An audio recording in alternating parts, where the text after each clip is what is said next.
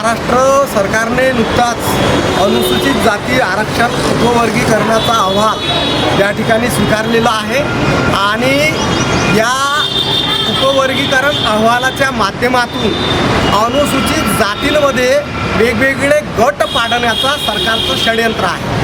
अनुसूचित जाती ज्याला शेड्यूल कास्ट म्हटलं गेलं हे प्रामुख्यानं भारतीय संविधानाचे शिल्पकार डॉक्टर बाबासाहेब आंबेडकर यांनी या व्यवस्थेमध्ये त्यांना अस्पृश्य म्हणून छळलं गेलं, त्यांच्यासाठी केलेला एक प्रवर्ग होता।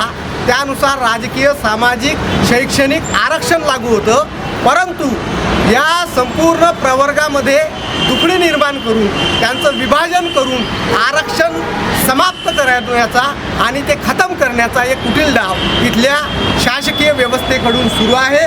या विरोधामध्ये अकोल्यात दिनांक 23 एप्रिल रोजी सकाळी 9:30 वाजता अशोक वाटिकेपासून जिल्हाधिकारी कार्यालयापर्यंत भव्य मूक मोर्चाचं आयोजन सर्व आंबेडकरवादी अकोला जिल्हा आणि अनुसूचित जाती अकोला जिल्हा यांच्या वतीनं करण्यात आलेलं आहे।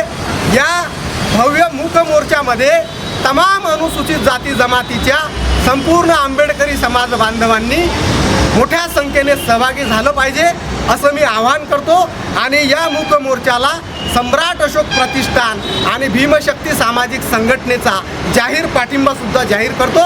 या मूक मोर्चाला यशस्वी करणे ही प्रत्येक आंबेडकरी कार्यकर्त्याची जबाबदारी आहे। आपण मोठ्या संख्येने सहभागी झालं पाहिजे। जय भीम, जय संविधान।